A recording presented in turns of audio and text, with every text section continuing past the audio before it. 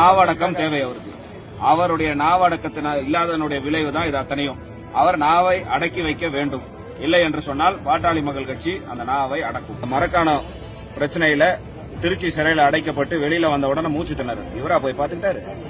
உயிரை காப்பாற்றி கொண்டு வந்தவர் மருத்துவர் அன்புமணி ராமதாஸ். இப்பொழுது மருத்துவ சிகிச்சைன்னு சொன்ன உடனே அடுத்த நிமிஷம் ஓடி போய் நின்றவர் அன்புமணி ராமதாஸ்.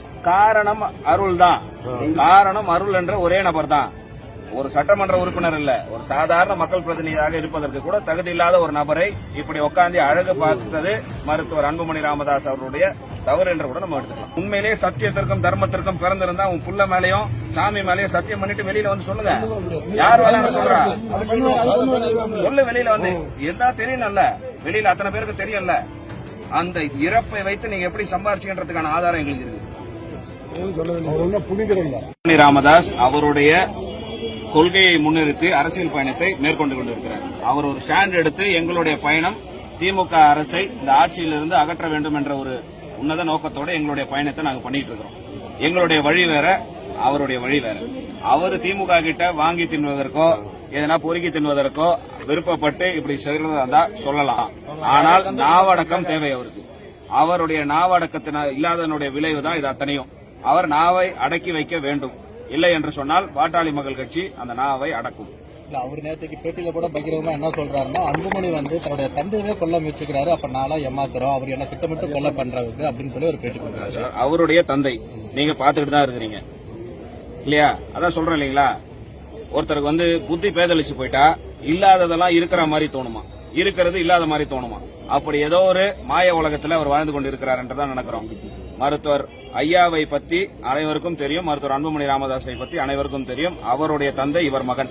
அவர் உயிரை காப்பாற்றுவதற்கு மரக்காண பிரச்சனையில திருச்சி சிறையில் அடைக்கப்பட்டு வெளியில வந்த உடனே மூச்சு திணறு இவரா போய் பாத்துக்கிட்டாரு. உயிரை காப்பாற்றி கொண்டு வந்தவர் மருத்துவர் அன்புமணி ராமதாஸ். இப்பொழுது மருத்துவ சிகிச்சைன்னு சொன்ன உடனே அடுத்த நிமிஷம் ஓடி போய் நின்றவர் அன்புமணி ராமதாஸ். அவருக்கு தெரியும், மக்களுக்கு தெரியும் உண்மை என்னன்னு.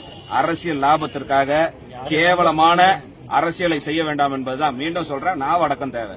வாய்க்கு வந்ததெல்லாம் பேசலாம் அப்படின்னு முடிவு பண்ணா எல்லாரும் பேசுவோம்.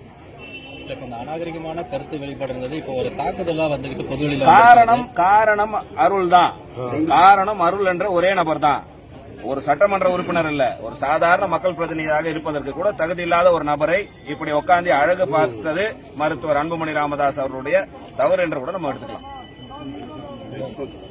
ஏன்னா 25 ஆண்டு காலம் இல்ல, 30 ஆண்டு காலம் நாங்களும் பயணிச்சவர்கள் தான். இங்க இருக்கிற அத்தனை பேரும் 40 ஆண்டு காலம் மருத்துவர் ஐயா கூடயும் மருத்துவர் சின்னையா கூடயும் பயணித்தவர்கள் தான். எங்களுக்கு தெரியும். இவர் நாங்க வரவேற்கிறோம். சொல்லுங்க, எல்லா விஷயத்தையும் சொல்லணும்ல. அறிவு செல்வன் அவர்களை பத்தி சொன்னாங்க. அவர் கடைசி நிமிஷம் வரைக்கும் என் கூட தான் இருந்தார். கடைசி நொடி வரைக்கும் எங்க கூட இருந்துட்டு தான் புறப்பட்டு வந்தார். எங்களுக்கும் தெரியும். அது சொல்லுங்க, பேசுங்க. அவருடைய இறப்பை வைத்து எப்படியெல்லாம் நீங்க சம்பாரிச்சுக்கின்றது எங்களுக்கு தெரியும். அதான் சொல்றேன், நான் வரவேற்கிறோம்னு சொல்றேன்ல. உண்மையிலேயே சத்தியத்திற்கும் தர்மத்திற்கும் பிறந்திருந்தா உன் புள்ள மேலையும் சாமி மேலையும் சத்தியம் பண்ணிட்டு வெளியில வந்து சொல்லுங்க. யார் வேணாலும் சொல்றா சொல்லு. வெளியில வந்து எதா தெரியல, வெளியில அத்தனை பேருக்கு தெரியல.